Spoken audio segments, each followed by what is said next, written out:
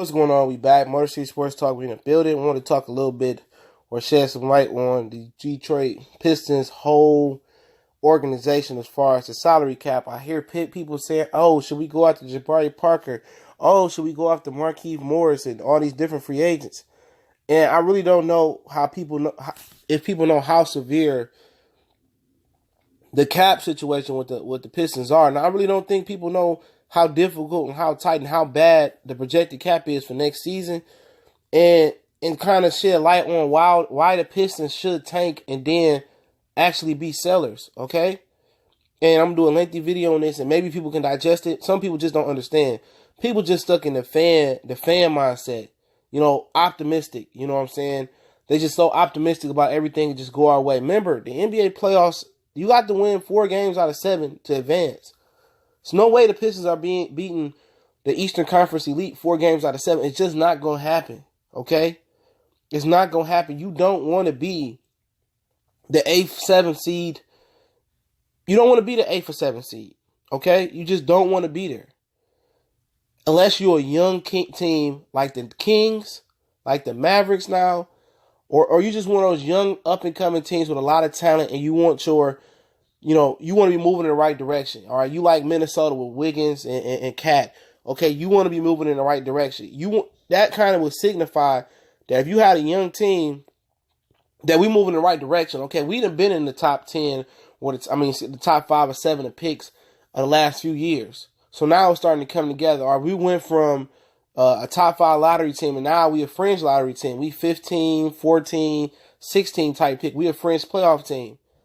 Now we want to move up and be an 8th seed, or be a 7th seed, be a 6th seed. We want to see that maturation and that maturity come with our team. The Pistons are not comparable to the Kings, to the Mavericks. Their 2 best players are Andre Drummond is 25 years old, and Blake Griffin is about to be 30, 28 or 29. Okay? He done been around the block a few times. He's seeing his best days right now. So you don't have 2 young cornerstones. You don't have a 22, 23-year-old Karl Anthony Towns or a 22, 23-year-old Andrew Wiggins. You don't have a young Ben Simmons or a young Joel Embiid to build around. You see what I'm saying? See, for them, it's cool to be, I'm just saying, not saying they at that point, but it's cool to be the 8th, 7th, 6th, 5th seed or something like that. You know what I'm saying? Because they're still a young team. And people going to want to come play with them. You're going to be able to trade assets. You're going to be able to, trade picks. You're going to be able to trade other veterans and bring other veterans here. People going to want to come to Philly to play with them. And if Karl Anthony Towns Wiggins put it together, people don't want to come to Minnesota to be a part of that and eventually try to win a championship over there if they get that far. You know what I'm saying? The Pistons not in that position. They don't have a young potential superstar on their team. They got an all-star in Blake Griffin, and they got maybe a French all-star in Andre Drummond. That's it. They actually have 2 starters on their whole team. 2 starters that can start in over 50% of the NBA. Some people's bench is comparable to the Pistons, like the Dallas Mavericks. Like the Boston Celtics. This team is not in a position where they just want to make the 8th seed. Because look, your best player is almost 30. Your best player is not 25 or below. It's not that. We building for the future and the young players getting experience to make the playoffs. Who? Reggie Jackson, he's older. He made the playoffs. It didn't help him. We made the playoffs when he first got here with Andre Drummond and them. It didn't help. Luke Kennard, he not going to be nobody you're going to build around or going to be a factor in the championship or a playoff contender team. He just not. He not going to be nobody that's going to be the staple of the Pistons or the cornerstone of the Pistons. He not Ben Wallace. He not Isaiah Thomas. He not even Vinny Johnson off the bench. So what young players are we trying to get playoff experience that they're going to be here long term and blossom with the team? None. Stanley gone. Reggie gone. Had a bad game with the Lakers today. Luke Kennard, he might not be in the league 5 years from now. Glenn Robinson, come on, man. He might not be in the league 5 years from now. Ish Smith, come on, man. He good backup. Andre Drummond, come on, man. He been here, 5, 6, 7 years by now. He is who he is. The potential is hit. It's no more potential there. People want to say, well, he got a 2020 versus the Knicks. It's the fucking Knicks. They trying to take for Zion. They ain't trying to win. It's the Knicks. He got 2020 versus, the Golden State Warriors or some shit. What was that 2020 versus Joel Embiid? I hate when people say that, Reggie Jackson had a good game versus the Knicks. That's the Knicks. Is he not supposed to have a good game versus the Knicks? Where's this performance at when we play the fucking Charlotte Hornets? Or when we play the Golden State Warriors, or when we play the Philadelphia 76ers. It's levels to this shit. You know what I'm saying? So I hate the fanboy type shit, man. Real talk, the fanboy shit. Let's be realistic sometimes. All right, the Lions making the playoffs, that's different. You know, a lot of people hoping the Lions make the playoffs is different because guess what? The NFL draft format and talent pool is worlds different from the NBA. NBA got 2 rounds. It lacks talent. It lacks depth. It's superficial in talent. In NFL, you got 7 rounds of players that can just be anything. You find Tom Brady in the 6th round. Terrell Davis went undrafted. You know, Richard Sherman was a 3rd or 4th round pick. Brandon Browder, I think, went undrafted, was a Super Bowl cornerback. Kareem Hunt went in the 3rd or 4th round. You know, it don't matter pretty much being tanking for the NFL unless you're looking for a quarterback. And in the NFL, it's only a one single game elimination, so anything can happen. You can get hot. In the NBA, you got to beat the team 4 times in a 7-game series. 4 times in a 7-game series. Your probabilities are lower than the NFL. In the NFL, anything can happen. You can roll in hot. Somebody get injured. NBA, injury can turn a series around, but you got to beat that team 4 times. And then getting injured in the NFL, the rate is way, way more higher than it is in the NBA.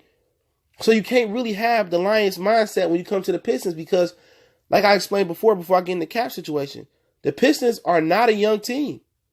They don't have a young future. So who are we trying to get experience for the playoffs?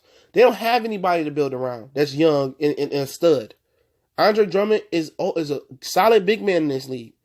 He's not nobody that's going to be your first or second best player on your team in a championship winning team. Remember, the goal is to build towards a championship. And Drummond and Griffin will never be 1 or 2 best player on a championship team in any era in the NBA, unless you go back to like the 50s, 40s, and 30s, if it was around then. So I'm trying to kind of get people to think about what are you saying? What young players are you trying to get prepared for the future to build around to get playoff experience? None.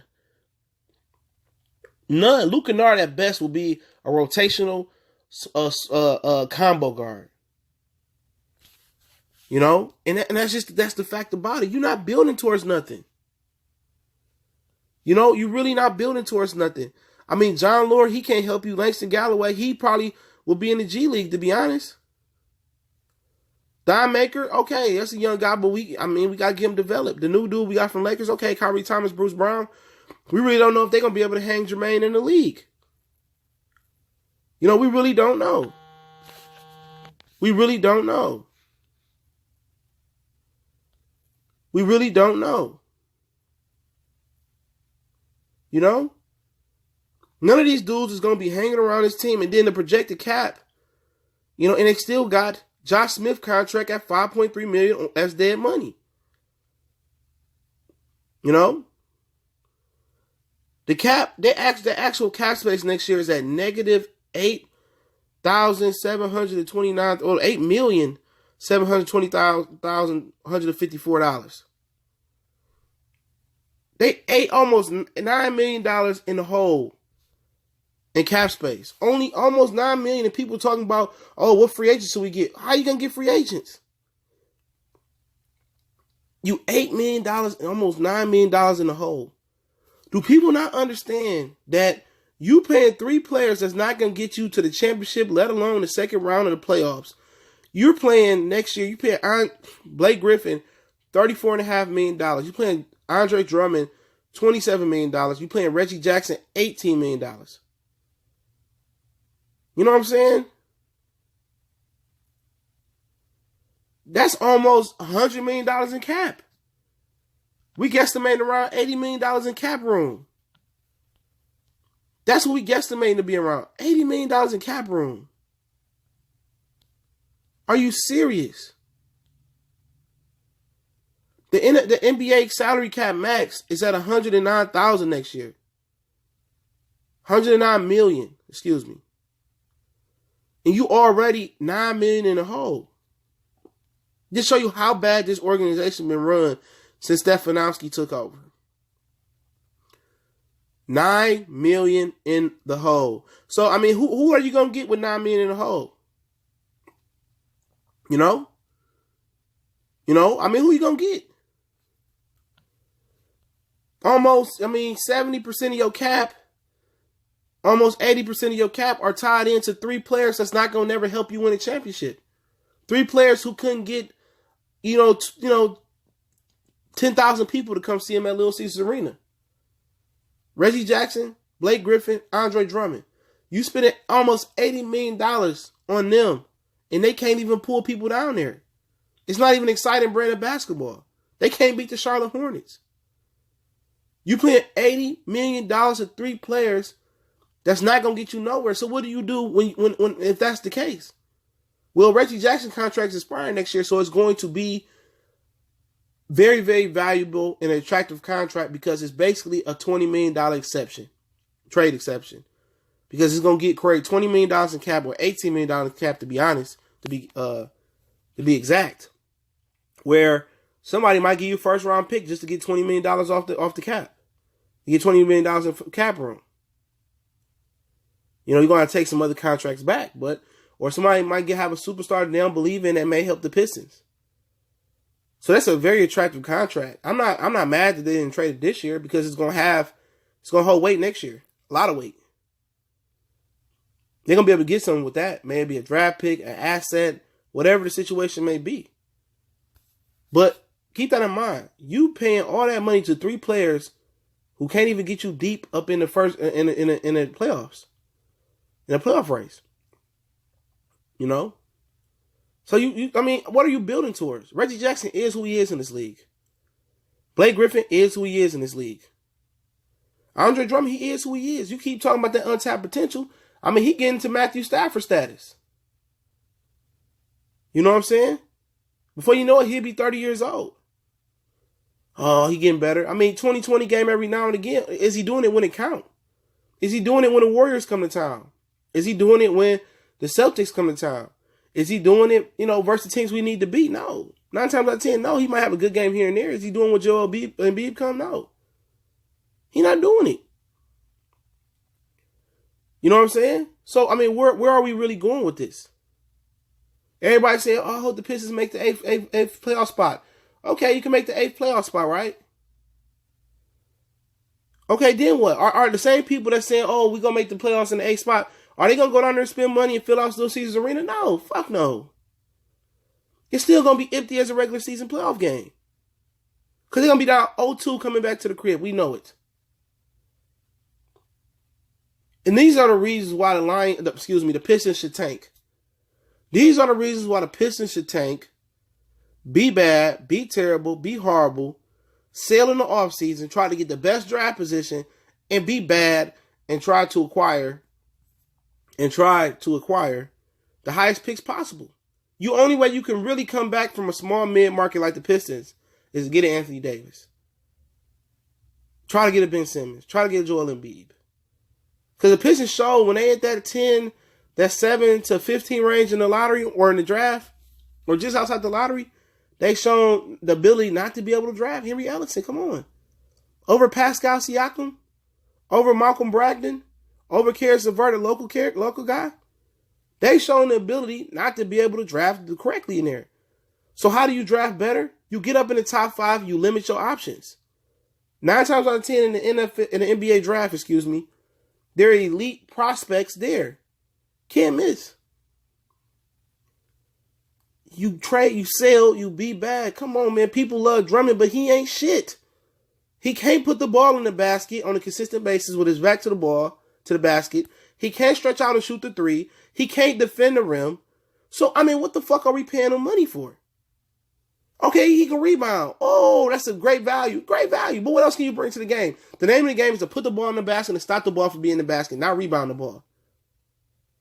Blake Griffin, good talent, but he'll never be the best player on the championship winning team with championship aspirations. I'm talking facts. Reggie Jackson, I'm not even going to talk about him. He'll be gone by the trade deadline next year.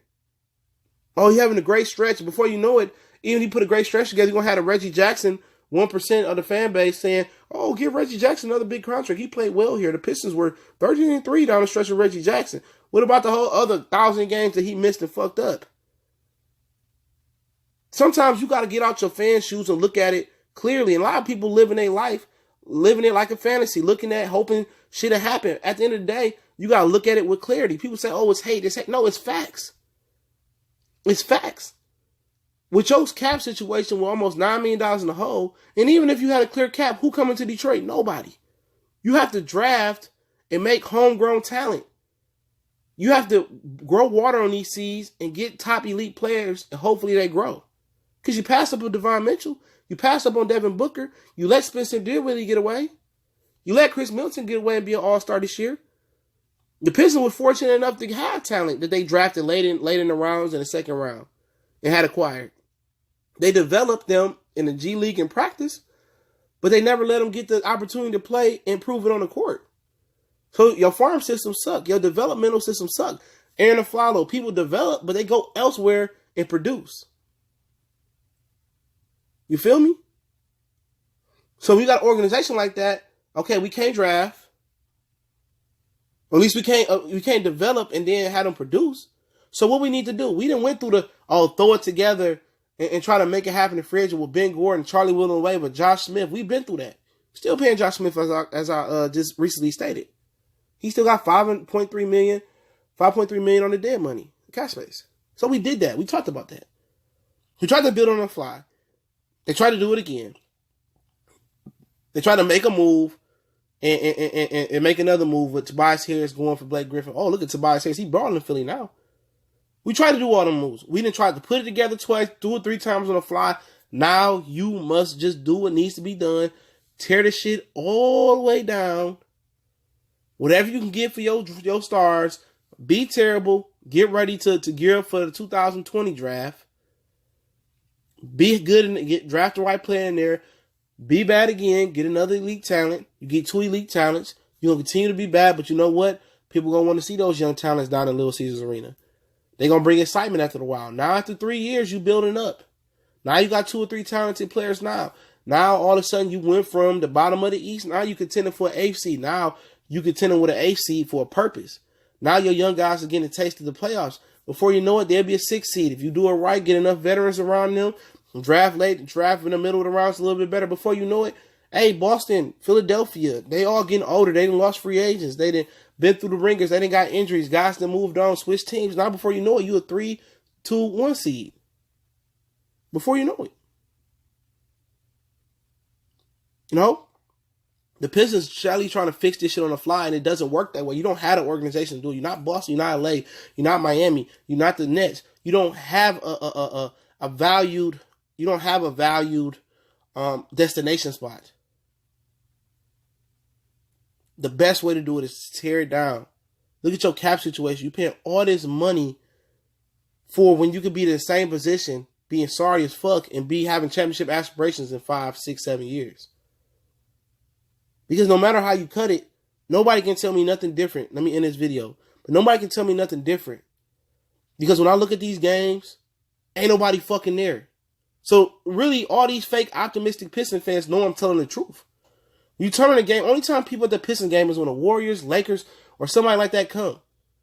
So if you truly love the Pistons and believe in the Pistons, why aren't y'all down there buying tickets? Where's all these phantom optimistic Piston fans at? Why is y'all down there charging y'all cards down there buying tickets? Why is it empty? Empty on the weekend, empty on Wednesday, empty on Thursday, empty on Tuesday, empty on Monday, empty on Friday. So where are these fake optimistic Piston fans that think we this close?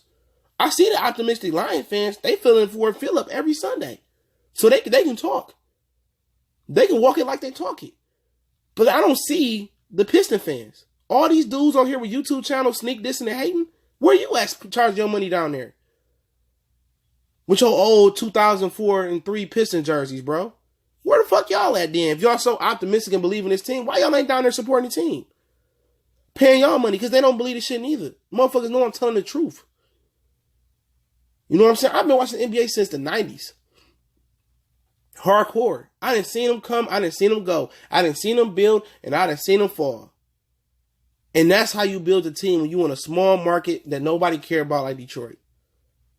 That's how you do it. It was a blip. That was a miracle what Joe Dumars pulled off. Look what Jack McCloskey did. That's how you build it. With trades, smart trades, great draft with a star around Isaiah. stuff like that. But Motor City Sports Talk, appreciate everybody for checking in. Don't forget me on Facebook, Instagram, Twitter. Reach out to the email if you got a business question, inquiry, or sponsorship, or, whatever it may be. Make sure